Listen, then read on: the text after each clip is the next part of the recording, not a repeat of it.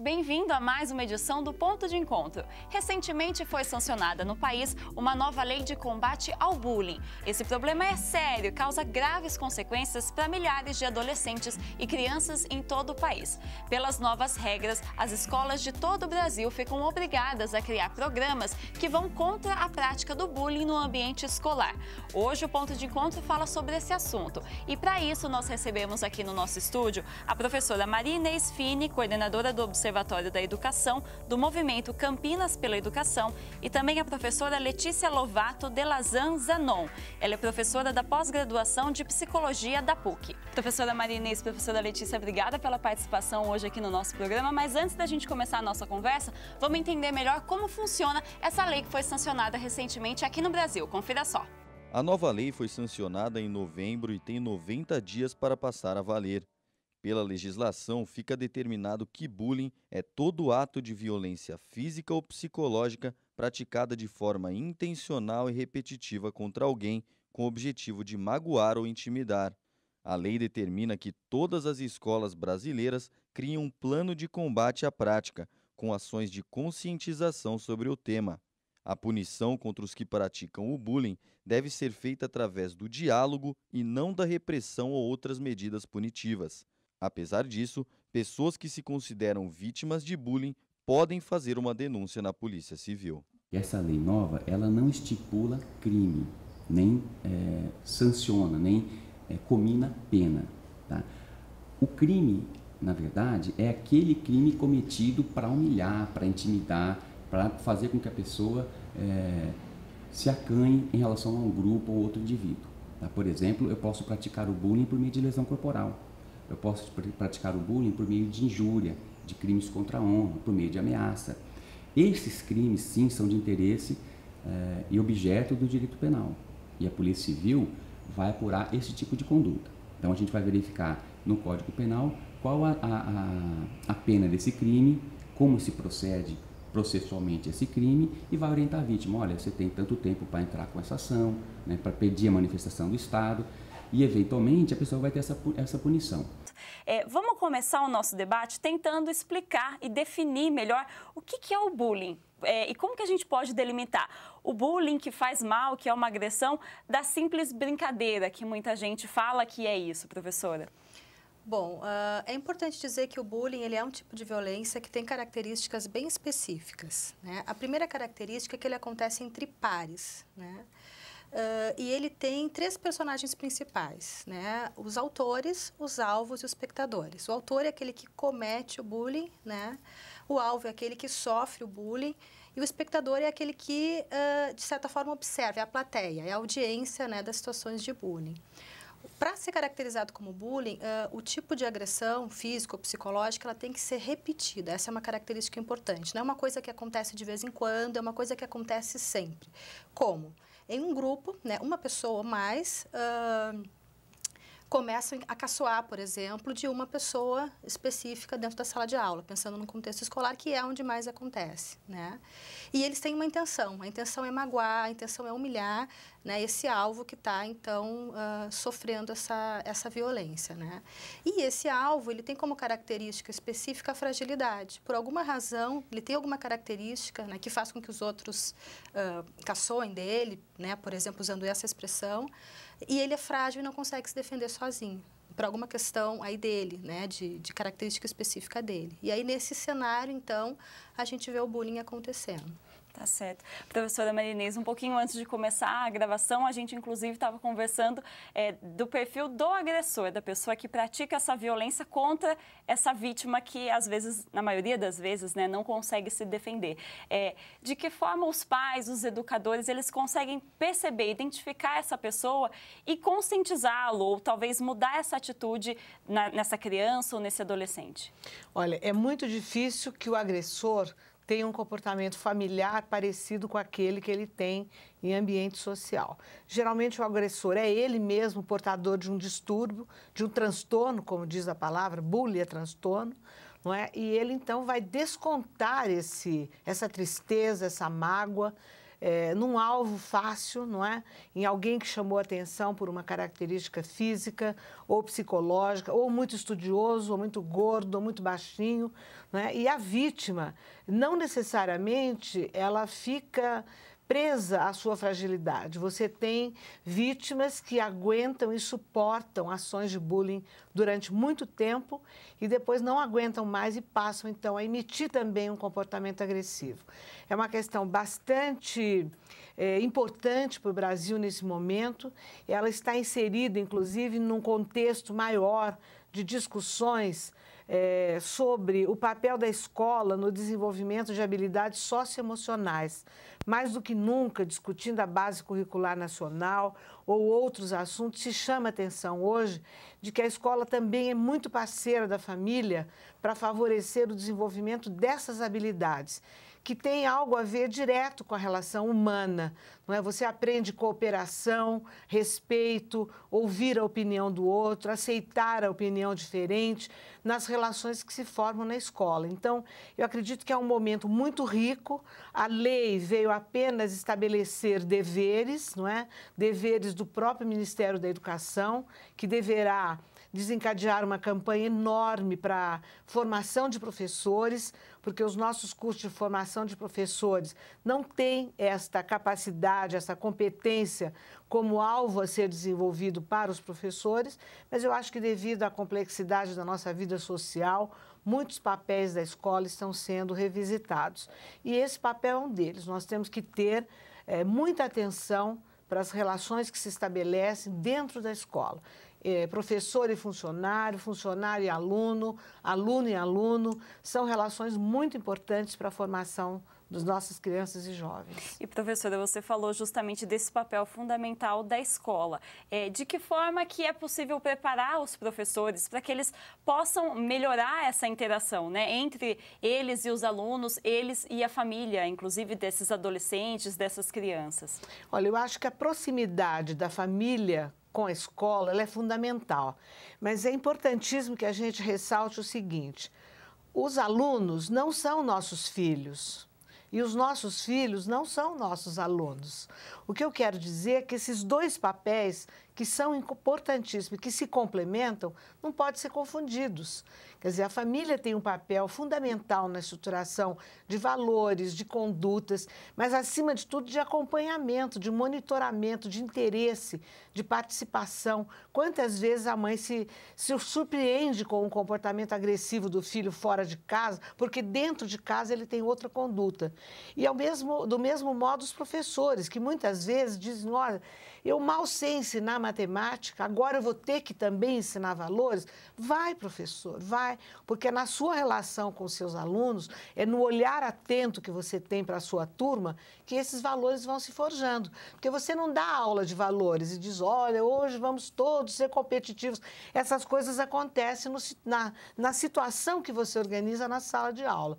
Então, eu acho que famílias e escolas têm um papel primordial nesse novo momento onde a gente assiste imediatamente aos fatos que acontecem, seja no mundo, seja em Brasília, não é? Uma deterioração dos valores da sociedade, seja em agressividades mais radicais, como os atos terroristas, a intolerância, enfim, eu acho que a impunidade, a corrupção, quer dizer, tudo isso são cenários, não é, que afetam a nossa vida cotidiana.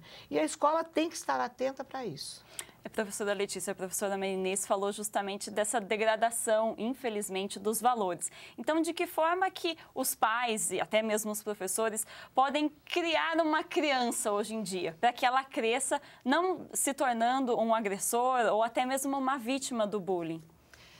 Acho que o importante aqui é pensar, né, que o bullying, sendo um problema de convivência, né, a gente precisa pensar nele em como estimular uma convivência pacífica, uma convivência solidária, como entrar com a questão do aspecto dos valores e da ética na conduta, né? E isso a gente aprende, a gente começa a aprender isso em casa, né? Então, que os pais possam ser modelos para os filhos de como solucionar problemas, de como lidar com as diferenças, porque o bullying ele surge de uma dificuldade de aceitar a diferença no outro. né? Então, de que os pais possam ensinar seus filhos a lidar com as diferenças e aceitar quem é diferente, né, da gente ou do filho, enfim, né? Porque a gente vai aprendendo muito isso pelo modelo que a gente tem em casa. E os professores, né, o que é importante para os professores é que eles de fato recebam muita formação, né? Porque nem sempre eles conseguem identificar as situações de bullying, né? Eles precisam entender o que é o fenômeno, né? Para poder também identificar o fenômeno e resolver o fenômeno. O fenômeno é um fenômeno que acontece dentro da sala de aula, a gente tem que tentar resolver primeiro ele dentro da sala de aula. Se a gente não conseguir, a gente vai para outros espaços, né? Claro, chama a família também, né? Muitas vezes aquele adolescente que está sendo um autor de bullying, ele é muito acostumado a lidar com a adolescência dentro de casa, às vezes não, como disse a professora, mas em alguns casos pode ser que ele esteja repetindo comportamentos de autoritário, de autoridade, de violência que ele sofre em casa, no ambiente escolar, né? Então, é bastante importante poder criar essa ponte entre a escola e a família, sempre pensando que nós, adultos, em qualquer contexto, como pais ou como professores, nós somos modelos, né? Então, que a gente possa ter uma conduta ética, em primeiro lugar, que priorize essa convivência pacífica entre as pessoas e que ensine, de certa forma, né, as crianças, desde pequenas, a tolerarem essas diferenças. Professora Maria Inês, a professora Letícia falou agora da questão da dificuldade dos professores e dos pais em identificar a criança e o adolescente, por exemplo, que são vítimas de bullying. Existe algum sinal que essa vítima dê aos pais, aos professores, de que ela está com algum problema na escola, de que ela está sendo vítima de um bullying, de um cyberbullying, por exemplo? Olha, o isolamento, o sofrimento, a negação de querer ir para a escola, a busca de solidão, o trancamento em si mesmo, todos esses são sintomas que devem nos chamar a atenção, porque o adolescente, ele é um ser gregário, ele é um ser de grupo, tá certo? E quando ele se nega a participar, eu acho que vale a pena nós investigarmos. Eu só gostaria de dizer que nós precisamos muita atenção e muita compaixão também para o agressor. O agressor, nós temos que entender que ele não tem uma semente do mal. Ele tem algo que o incomoda e que ele busca uma vítima para se vingar desta situação que o está incomodando, não é? Então, ele procura descarregar uma energia que está represada dentro dele e que se transforma numa violência, mas ele também é vítima. Então, eu tenho muito receio que a gente criminalize o agressor e simplesmente não dê a ele a chance de refazer, não é, esta dor intensa que ele tem e que ele busca na fragilidade do outro o alvo para poder ser descontado. Então, eu acho que é mais do que um dever nosso estarmos atentos às vítimas com esses sintomas de isolamento e também para esse agressor, não é? Que busca nas outras crianças a satisfação dessa energia que está nele represada. Inclusive, essa nova legislação, né, que foi sancionada recentemente, ela prevê que a punição, entre aspas, para o agressor seja justamente no sentido de conscientizar, não uma punição de detenção ou alguma coisa nesse sentido, mas sim de conscientizar até para poder ressocializar essa criança ou esse adolescente, né? Talvez resolver o problema de uma forma geral, né? Eu acho que nós já temos algumas boas sinalizações disso, não é? Eu não acho que a lei vai fazer um paradigma antes da lei e depois da lei. Eu acho que a sociedade já está em ebulição para discutir o papel da escola. Essa discussão da Base Nacional Curricular, ela já está incorporando nas críticas que já se fez a ela, também a necessidade de uma dimensão específica para valorizar estas dimensões socioemocionais. Eu acho que o Brasil está caminhando bem. O que nós precisamos é que as nossas universidades, públicas ou particulares, dediquem um tempo bem grande para formar os professores para isso. Eu acho que a formação inicial do professor, ela precisa ser revista em uma série de áreas. Em áreas acadêmicas, temos que reforçar a alfabetização, o letramento matemático, mas abrir a perspectiva do professor para essa totalidade que é o seu aluno. Ele tem esta dimensão que se agudiza durante o crescimento e que só vai ser resolvida nas relações que se estabelecem. A escola é um ambiente dedicado a isso. É lógico que ele vai se relacionar com amigos no parque, na rua, na família, mas a escola é aquela que tem que trabalhar com modelos positivos para ajudá-lo a se identificar. E, professora Letícia, voltando um pouquinho agora na questão da vítima e também na pessoa que comete o bullying, de que forma que essas crianças, esses adolescentes, eles podem ser tratados? Tratado talvez seja uma palavra muito forte para a gente usar nessa situação, mas de que forma que essa criança, por exemplo, que sofre o bullying, de que forma que ela pode voltar a se socializar, sair do isolamento, que é o que a professora Maria Inês estava comentando com a gente, de que forma que esse caminho ele pode ser trilhado? É com uma ajuda de um psicólogo, é com a conversa entre a família, é uma interação com a escola, como que isso tem que ser feito? É um pouco de cada uma dessas coisas, né? Porque é importante começar dizendo que a vítima, né, o alvo, ela tem um sofrimento intenso. Eu sou psicóloga, já atendi diversos casos, né, de situações de bullying encaminhados por escolas, e é de fato assim muito tocante, né, o sentimento de menos-valia que esses alvos eles sentem quando eles se tornam uma vítima, né? Porque eles chegam se sentindo o motivo pelo qual eles são vitimizados. Então, eu sou uma pessoa que tem uma orelha de abano, eu sou uma pessoa que sou gordinha demais, eu sou magrinho demais. E eles veem como se não tivesse mais nada legal na totalidade deles, né? Então, a primeira coisa que a gente tem que falar para esses adolescentes, né, é de poder explicar, seja a pessoa que ouvir a queixa, isso é importante dizer, a primeira pessoa que ouvir a queixa, em quem ele confiar, porque ele está com a questão da confiança dele super abalada, a pessoa tem que poder dizer para ele, isso que tu está me dizendo é importante e a gente precisa fazer com que isso pare, né? Essa é a primeira coisa que o alvo precisa escutar, que essa situação ela vai terminar. E aí tem que ver qual é o contexto, né? Dependendo da situação, é importante, sim, fazer um encaminhamento para o acompanhamento psicológico, porque os pais também vão ficar muito abalados quando eles ficarem sabendo que esse filho está sendo uma vítima, se eles não forem os primeiros a saber, né?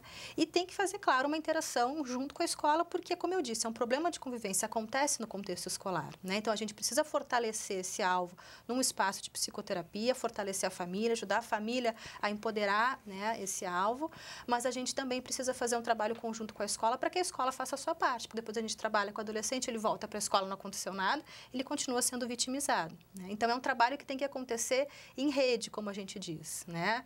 É o psicólogo, é a escola, é a família, todo mundo trabalhando junto para que esse problema seja resolvido. E o que é mais importante, né, antes de chegar nessa questão da vitimização, é pensar na prevenção, né? Como eu falava antes, que essa questão do trabalho de aceitação do diferente seja feito desde cedo, desde o primeiro contato da escola com a criança, quando ela já tem condições de poder compreender o que está acontecendo, que se comece a pensar em propostas de prevenção, para que se possa, de certa forma, tentar evitar, né, que se chegue em situações no qual a gente, de fato, tem uma criança, um adolescente, enfim, vitimizando o outro e causando sofrimento para todo mundo.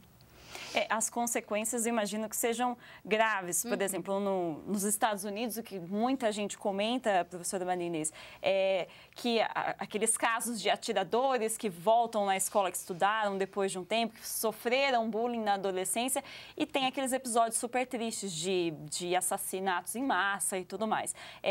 Lógico, estamos falando de um grau extremo, mas as consequências, tanto para quem sofre o bullying, quanto para quem pratica o bullying, durante esse período escolar, depois que ela sai, que ela cresce, vira um adulto, que tipo de consequência que isso pode trazer?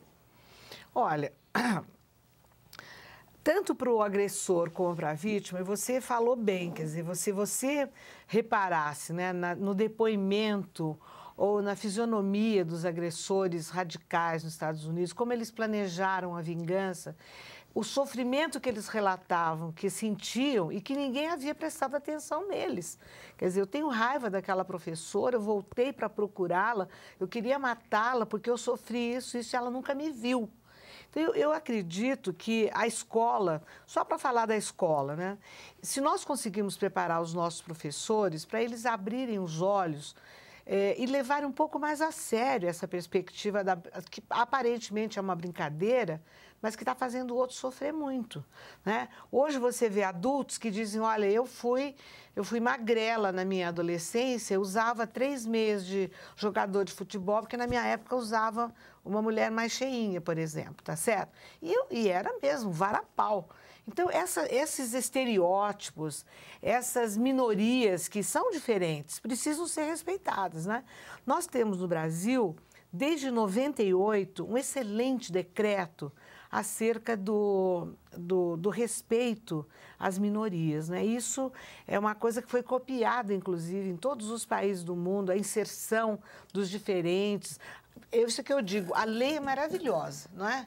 É sensacional. Agora, a mudança da sociedade, você vê, de 98 para cá, nós ainda estamos discutindo se os diferentes têm que ficar em classes regulares, né? Então, a esse respeito que você diz, quem mais se beneficia de aprender a conviver harmonicamente com a diferença são aqueles que são os mais iguais, não é? As crianças pequenininhas que convivem desde a pré-escola, com portadores de Down, eles têm uma beleza de relacionamento porque não estão carregados de estereótipo. Então, eu acredito que é um passo bastante longo, tá certo?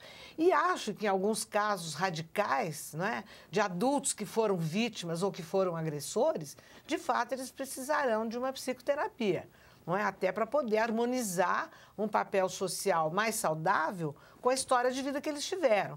Agora, acredito, sinceramente, que se nós capricharmos na formação de professores e o professor estiver atento, eu acho que uma boa dinâmica de grupo, uma boa conversa, uma carinhosa conversa, sem apontar os dedos, etc., eu acredito que a escola vai dar conta disso, porque ali as relações são primorosas. Veja, se você prestar bem atenção, a criança que vai pela primeira vez na escola, ela dá a mão para a professora e olha para essa professora com uma credibilidade maravilhosa. Depois eu não sei o que acontece lá, porque no ensino médio eles querem fugir da gente, não é? Mas há uma credibilidade da sociedade, da família, que empodera a escola. Então eu acredito na escola.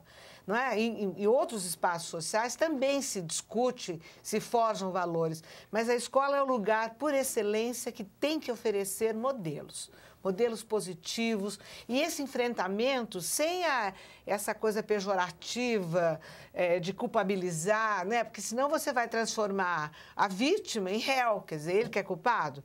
Então, eu acho assim que, apesar de ser extremamente delicado, é extremamente humano que a gente aprenda a ouvir, que respeite a opinião do outro que é divergente, que respeite o outro que é diferente.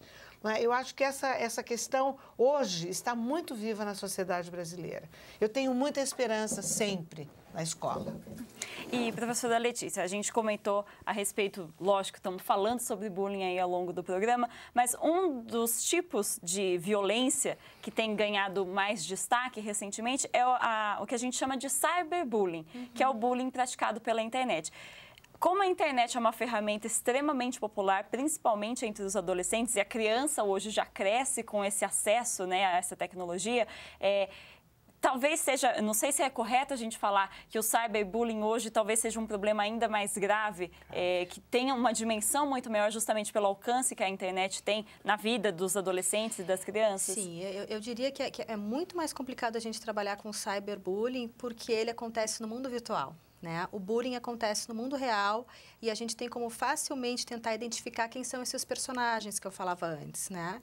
E no cyberbullying a gente não tem isso. A gente não tem como identificar, por exemplo, quem é que está... Pode ser um perfil falso, a gente não tem como ter certeza de quem é que está sendo o agressor, né? O autor do bullying. Então, isso já dificulta bastante o processo, para começar. E depois tem a questão de que a dimensão disso é muito maior, né? Se uma situação de bullying no mundo real acontece dentro da sala de aula, o bullying no mundo virtual, ele não tem limites, né? Então, isso traz também, em termos de dimensão de sofrimento, isso é muito maior, assim. É um problema, digamos assim, muito, muito maior do que o bullying que acontece no mundo real. Porque no mundo virtual a gente não consegue controlar, né? E as formas de talvez prevenir isso talvez sejam ainda mais difíceis, professora. Eu não sei como é que é possível. Isso, aí sim, eu acredito numa lei muito pesada que criminalize de maneira bastante pesada, não é? Porque o autor disso. Porque se você conseguir numa lei que regulamente costumes dentro da internet, nas redes de comunicação, porque isso é de uma perversidade absurda. Você não tem o mínimo controle da multiplicação de uma maldade pequena. Né? E daqui a um ano ela pode voltar à tona porque alguém guardou um arquivo, etc. E tal. Nesse caso, eu acho que nós tem que criminalizar o autor e nós deveríamos ter leis bastante pesadas para isso. Professora, a gente está quase chegando ao final do nosso programa, mas antes de encerrar, eu gostaria, você falou bastante com a gente a respeito do papel do professor. Lógico, nós conversamos ao longo do programa que é principalmente no ambiente escolar que a gente identifica essa questão do bullying. Então, o papel do professor com certeza é importante, logicamente, assim como a família e tudo mais, mas o professor principalmente. De que forma, então, que a gente consegue encorajar o professor? Porque ele já tem muitos desafios, né? Que educar já é uma tarefa super difícil, né? E ele tem um papel fundamental na educação, que é ele que vai estar acompanhando o dia a dia dessa criança, desse adolescente, juntamente com a família. De que forma que a gente pode conseguir, então, motivar esse profissional, além de tudo que ele tem que fazer, dele ter esse olhar mais humano com relação a essa problemática do bullying e tanto da vítima quanto com relação ao agressor? Eu acho que ele já tem esse olhar. Sinceramente, eu acho que é impossível que ele não veja o sofrimento de um menino ou uma menina. O que ele não tem é instrumentos para enfrentar isso. E eu acho que algumas campanhas, como prevê, inclusive, o decreto da presidente, uma campanha enorme pelo Ministério da Educação para formar os professores, os que nós já temos, não é? Em programas de formação continuada, para instrumentalizar, né, os professores, como é que eles devem agir, como é que eles podem, inclusive, prevenir, estabelecendo critérios para relações harmoniosas entre os grupos, não é? E na formação inicial, eu acredito que isso tem que estar, é inerente à formação inicial dos professores. Para os nossos atuais, eu acho que os olhos abertos, eles têm. O que nós precisamos é instrumentalizar, mostrar a eles as saídas que estão ao seu alcance, não é? E não criar um novo factoide para fazer um novo professor. É esse mesmo, bom, sofrido, com péssimas condições de trabalho, mas é com esse que nós temos que contar. Tá certo. Professora Maria Inês, professora Letícia, eu agradeço a presença de vocês aqui hoje, conversando esse assunto com a gente. Muito obrigada pela participação. E essa edição do Ponto de Encontro fica por aqui. Outras produções da TV PUC você acompanha no nosso portal na internet e também no nosso canal do YouTube. Obrigada pela companhia, um ótimo final de semana para você e até o próximo programa. Tchau, tchau!